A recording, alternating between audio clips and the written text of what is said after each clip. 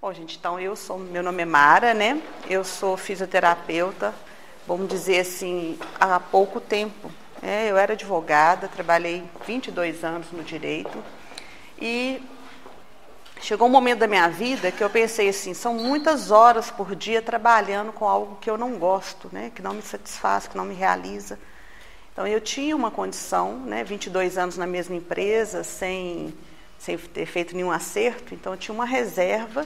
E aí eu resolvi comprar esse sonho de fazer a fisioterapia, né?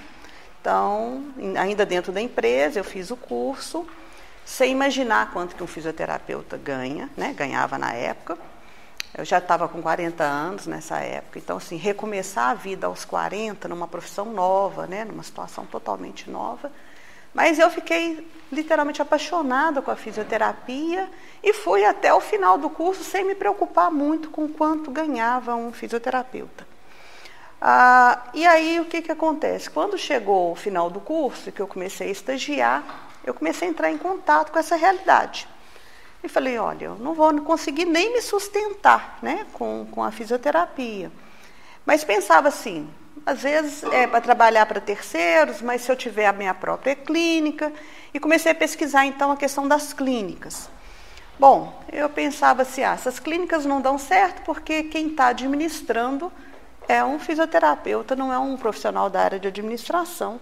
Eu tinha 22 anos de indústria, então tinha trabalhado muito, né, com administradores, trabalhei na área de certificação de qualidade total 9 anos, então conhecia todos os processos, e pensei, eu estou apta a montar uma clínica e conseguir, então, ganhar dinheiro. Não era ficar rico, não, gente, era sobreviver, né? Eu queria trabalhar com algo que eu gostasse. Só que aí eu comprei uma cota numa clínica de fisioterapia em Belo Horizonte. Essa clínica, circulavam 700 pessoas por dia nessa clínica, mais do que em alguns hospitais. Então, uma clínica enorme, era um administrador que tomava conta, e eu pensei assim, bom, será que isso aqui dá dinheiro? E comecei então, como era sócia, eu podia ver as contas, e comecei a pedir os balanços, e ia falar, eu falei, gente, isso não tem como dar dinheiro, vai estar sempre no vermelho mesmo, né? Questão de plano de saúde e tal, enfim. Vocês, quem é da área de saúde, aí sabe como é que isso não funciona, né? E eu já estava formando, pensei assim, como que eu vou fazer? Porque eu não quero voltar para o direito, né? Tinha todo um planejamento para sair disso. Foi quando eu pensei, então eu vou fazer acupuntura, porque eu tinha uma colega acupunturista na sala, e na época que eu formei em 2007, dezembro de 2007, ela cobrava cerca de R$70 de consulta, né, para uma sessão de acupuntura, e ela tinha uma agenda para 3 meses lotada. Eu falei, não, então acho que o caminho vai ser a acupuntura. E aí eu caminhei para o lado da acupuntura, mas pensei, mas eu vou abandonar tudo da fisioterapia, né? Tudo que eu estudei e tudo mais. E aí eu vi no último período essa disciplina na faculdade, disfunção temporomandibular. Foi uma disciplina que a maioria dos alunos detestaram. Todo mundo quer saber de bíceps, de tríceps e de quadril, ninguém quer saber de boca, porque é um tema que você só vê no finalzinho, no meu caso lá, e totalmente fora de tudo que você viu até então. Aí eu falei assim, mas já que ninguém gostou, está todo mundo achando isso muito difícil, deixa eu pesquisar quantas pessoas trabalham com disfunção em Belo Horizonte. Tinham 5 profissionais em Belo Horizonte, 5 fisioterapeutas. Mesmo assim, esses 5 não trabalhavam exclusivamente com disfunção. Aí eu falei, bom, então vamos ver se isso pode ser um bom caminho, né? Além da acupuntura, que seria um diferencial para mim, a trabalhar com a DTM. E a DTM, para a fisioterapia, tem um grande diferencial, porque você não tem que dividir o seu resultado com o médico. Você vai trabalhar com o dentista. Não sei como funcionam as coisas aqui, mas em Belo Horizonte a gente tinha que atender na clínica. A clínica geralmente é do médico, né, do ortopedista, e tem que pagar 30% do valor da guia como comissão para ele assinar a guia. E você arca com todas as despesas. Quer dizer, você é um profissional autônomo, sem nenhum dos recursos que tem um profissional que tem uma carteira assinada, com toda a despesa, né, do atendimento, ainda tem que pagar um percentual para o médico, não sobrava nada. Aí, e com o dentista, não. O dentista possibilitava essa parceria verdadeira. Porque o dentista não tem a clínica de fisioterapia. E aí foi por aí que eu entrei. Eu falei assim, não, mas aí vou me dedicar a isso, a aprender isso com profundidade, para que eu possa, então, fazer um trabalho diferenciado. Eu já acreditava que a acupuntura tinha me dado um diferencial, que é ver o paciente, não um pedaço do paciente, né? E aí eu comecei. Bom, fiz vários cursos na área de disfunção com fisioterapeutas e tive a sorte, eu digo que sorte, de ser aceita num curso de dentistas. Em Belo Horizonte tem um curso, Dr. Ricardo Thanos, que é exclusivo para dentistas. E eu falei assim, bom, eu tenho que ver o que o dentista, como que o dentista trata, para saber o que eu posso fazer para que o nosso tratamento seja, né, ajude o outro. E ele não aceitava fisioterapeutas no curso. E eu fui lá, conversei com ele e tal. Com muito curso ele deixou eu fazer o curso. E foi nesse momento que como o curso tinha uma clínica com os pacientes, né, do curso, eu comecei a aplicar o que eu tinha aprendido nos cursos para a DTM. E, para minha surpresa, não deu certo. Eu falei assim, gente, e agora?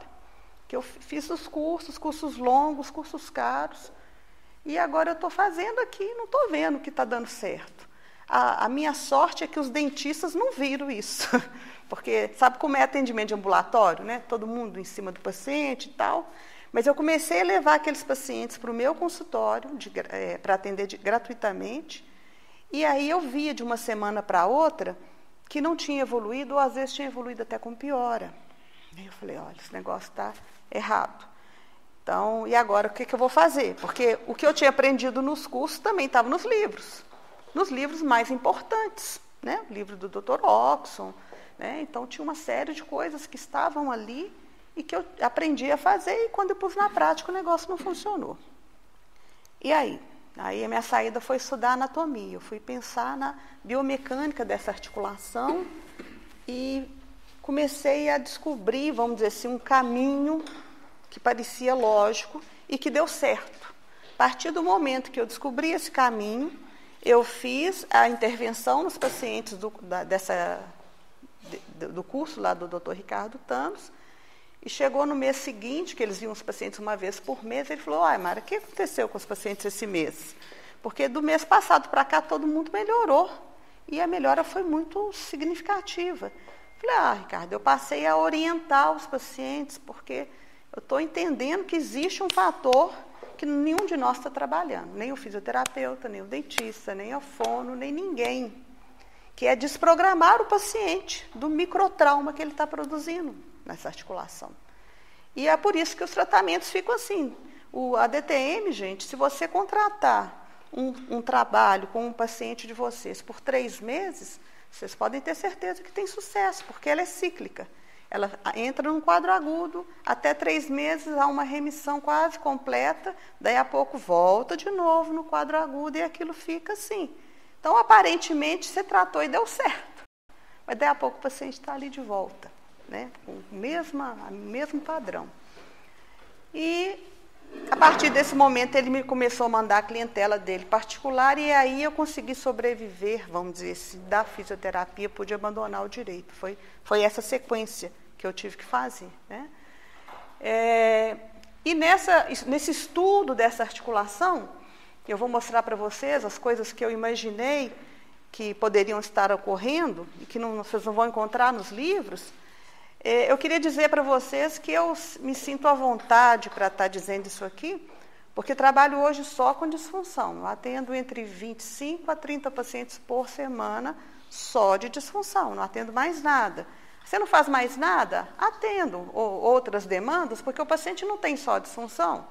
Às vezes ele tem, né, uma questão de sono, né, um sono não reparador, às vezes ele tem uma dor lombar, e como o sistema nervoso é único, eu tenho que trabalhar o paciente como um todo. Aí eu uso os recursos da acupuntura, do Tuiná, que é uma massagem terapêutica chinesa, que também trabalho com Tuiná, para poder organizar esse paciente. Mas eu atendo só disfunção.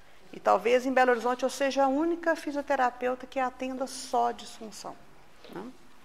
Bom, então, nesse meio tempo, né, gente, quando eu saí da faculdade, eu terminei em 2007, eu fiz acupuntura, depois fui para a China, fiz uma mini residência em Pequim para acupuntura. Quando voltei, entendi que a acupuntura não ia resolver todos as minhas demandas, porque na China ela é usada de forma preventiva.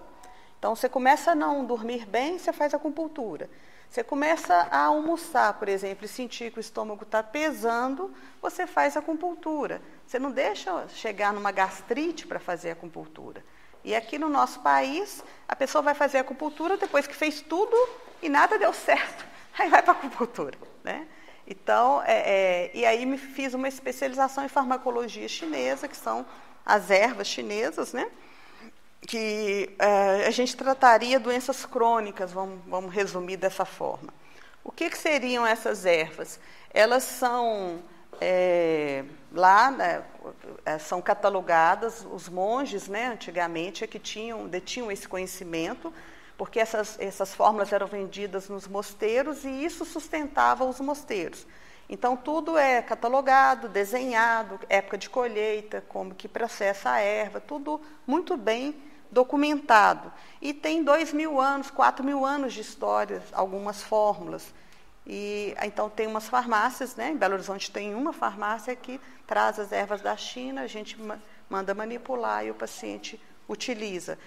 Em maio de 2014, a Anvisa regulamentou cerca de 40 fórmulas dessas, né? E são as fórmulas, então, com as quais eu trabalho, para tratar coisas mais crônicas. E a acupuntura, então, ela é muito boa para aliviar a dor e tal, mas, às vezes, a causa, você vai demorar muito tempo se for usar só a acupuntura, né? Então, especializei em farmacologia chinesa. Nesse meio tempo, eu pensei, bom, vamos fazer um mestrado também, porque eu sempre percebi que os professores tinham muitos pacientes, porque eram professores. Então, ele ia, dava uma boa aula e a pessoa, então, caminhava aqueles... vai lá no meu professor e tal. Então, eu entendi que fazendo o mestrado e depois o doutorado, eu ia conseguir também carregar mais pacientes para o meu consultório. E eu fui fazer pela Santa Casa de Belo Horizonte e entrei com um projeto para acupuntura. Fiz a prova, fui aprovada, e aí o coordenador disse, olha, você pode entrar, pode fazer o mestrado, mas não com acupuntura, porque você não é médico. Aqui não posso aceitar um fisioterapeuta fazendo mestrado com acupuntura. E é aquela confusão, estava ainda muito recente aquele negócio do ato médico, aquela briga que está até voltando aí, né? Vocês talvez estejam sabendo. E aí eu falei, bom, tinha uma semana para definir um tema novo. Aí eu pensei, laser, trabalho com laser e tinha trazido uns lasers da China quando fui e tinha aprendido a trabalhar com laser, porque um dos cursos que eu fiz foi um aprimoramento com os dentistas para aprender a usar o laser. E vi que o aparelho era bom, tinha um bom resultado, principalmente para a dor, para tirar o paciente do quadro agudo, né? E aí, então, fiz o mestrado na área de laser. Desenvolvi o projeto em uma semana, aprovou e foi. Aí, agora, estou com esse projeto, um projeto continuando o estudo do laser, agora na patologia médica da UFMG. Nós estamos desenvolvendo lá o doutorado, e o Gustavo vai fazer parte da equipe, que ele vai fazer o mestrado também, né? Alguns aqui já foram alunos do Gustavo. E a gente vai começar a avaliar a questão, o estudo é sobre trigger points, e a gente está avaliando isso aí. Obrigada. Então, gente, eu quero dizer para vocês que o tema é um tema complexo, porque a gente vem de um histórico complexo. Existe, né, uma academia americana de dor orofacial que havia até 2000.